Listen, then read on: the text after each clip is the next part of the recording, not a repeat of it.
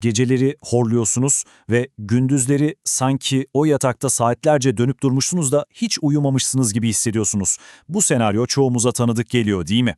Ama ya bu basit bir yorgunluktan çok daha fazlasıysa, ya geceleri aldığınız her nefesin ardında sağlığınızı sessizce kemiren bir mücadele varsa? Bu soru sanki modern hayatın bir sloganı gibi. Ama eğer bu soruya içinizden kocaman bir evet diye bağırıyorsanız durup bir düşünmek lazım. Bu belki de sadece yorgunluk değil, vücudunuzun size gönderdiği bir yardım çağrısı olabilir. Bakın, gece boğulma hissiyle uyanmak, gündüzleri sanki beyninizin üzerinde sürekli bir sis bulutu varmış gibi hissetmek, bu belirtileri tek tek ele alınca genelde strestendir ya da yoğun bir gündü deyip geçiyoruz. Ama sabah baş ağrıları, gün içindeki o bir türlü toparlanamayan dikkatinize eklendiğinde ve eşiniz de gece çıkardığınız seslerden şikayet etmeye başladığında, işte o zaman bu masum görünen yapboz parçaları birleşiyor ve ortaya çok daha ciddi bir tablo çıkıyor. İşte tam bu noktada bu çok yaygın belirtilerin arkasında sıkça görülen ama bir o kadar da az teşhis edilen bir durum yatıyor. Uyku apnesi. Şimdi gelin gecelerinizle gündüzleriniz arasındaki o görünmez bağlantıyı hep birlikte kuralım. O yüksek sesli, hatta bazen yan odadan duyulan horlamanın arkasında genellikle asıl suçlu gizlidir. Obstrüktif uyku apne sendromu, yani kısaca OSAS.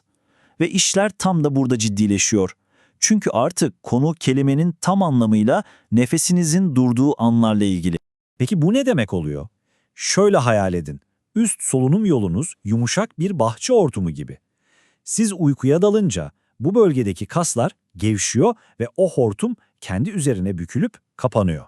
İşte o anda hava akışı ya tamamen kesiliyor ya da ciddi şekilde azalıyor. Bu nefessiz kalma anına da apne diyor.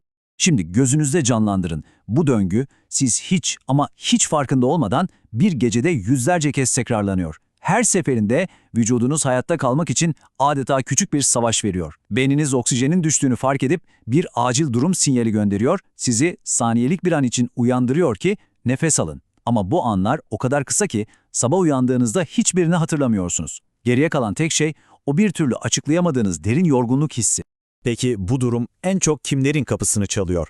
Verilere baktığımızda tablo oldukça net. Erkekler hormonal yapıları gereği kadınlara göre 2 kat daha fazla risk altında. Ama bu durum kadınlar için kalıcı bir koruma kalkanı değil. Menopoz sonrası hormonal denge değişince risk oranları neredeyse eşitleniyor. Yani oyun alanı yeniden dengeye geliyor.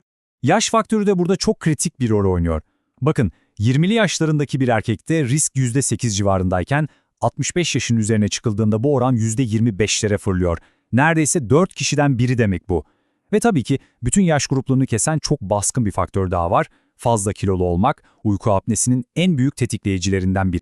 Evet, şimdi meselenin en can alıcı noktasına geliyoruz. OSAS sadece bir yorgunluk meselesi, bir horlama sorunu değil. Bu, sağlığınız için gerçekten de sessiz ama çok ciddi bir tehdit. Mesele basit bir horlamanın çok ama çok ötesinde. Düşünün ki gece boyunca yaşanan o yüzlerce nefes kesintisi bir domino taşını deviriyor ve o da bir sonrasını. Her apne anında kandaki oksijen seviyesi düşüyor, vücut bir stres alarmı veriyor ve kan basıncını anında fırlatıyor. Bu durumun her gece, aylarca, yıllarca tekrarlandığını hayal edin. Sonuç, damarlar sertleşiyor, kalp krizi, inme ve diyabet gibi çok ciddi hastalıkların yolu açılmış oluyor. Ve işte belki de hayat kurtarabilecek o önemli bilgi. Eğer yüksek tansiyonunuz var ve kullandığınız ilaçlara rağmen bir türlü kontrol altına alınamıyorsa, sorunun kaynağı yatak odanızda, uykunuzda gizli olabilir. Çoğu zaman altta yatan sebep teşhis edilmemiş bir uyku apnesidir. Çünkü vücudunuzu her gece alarm durumunda tutan bu durum, tansiyonunuzun düşmesine asla izin vermez. Peki, bende bu durum olabilir mi diye düşünüyorsanız, bundan nasıl emin olacaksınız? Neyse ki teşhis için çok net ve bilimsel yöntemler var ve bu süreç çoğu kişinin sandığından çok daha basit. Teşhisin altın standardı polisomnografi, yani bildiğimiz adıyla uyku testi. Bu test için bir geceyi bir uyku laboratuvarında geçiriyorsunuz. Vücudunuza bağlanan sensörler siz uyurken bütün hikayeyi kaydediyor. Beyin dalgalarınız, kalp atışlarınız, kaç kez nefesinizin durduğu, oksijen seviyenizin ne kadar düştüğü hepsi bir bir ortaya çıkıyor. Bu testin sonunda elinize tek ve çok önemli bir sayı geçiyor. AHI skorunuz, yani apne-hipopne indeksi. Bu skor, 1 saatlik uykunuzda nefesinizin ortalama kaç kez durduğunu veya kritik seviyede azaldığını gösteriyor. Saatte 5'ten fazla duraksama bile artık tedavi gerektiren bir durum. Ama eğer bu sayı 30'un üzerine çıkmışsa bu şu demek: bütün gece ortalama her 2 dakikada bir nefes almak için mücadele ediyorsunuz. Vücudunuzun üzerindeki yükü daha net anlatan bir sayı olamaz herhalde. Ve şimdi de iyi haberlere gelelim. OSAS teşhis edildiği zaman son derece etkili bir şekilde tedavi edilebilen bir durum. Yani hikayenin kahramanlarıyla tanışma vakti geldi. Bu güçlü ifade, OSAS tedavisinin temel direği olan CPAP cihazı için kullanılıyor.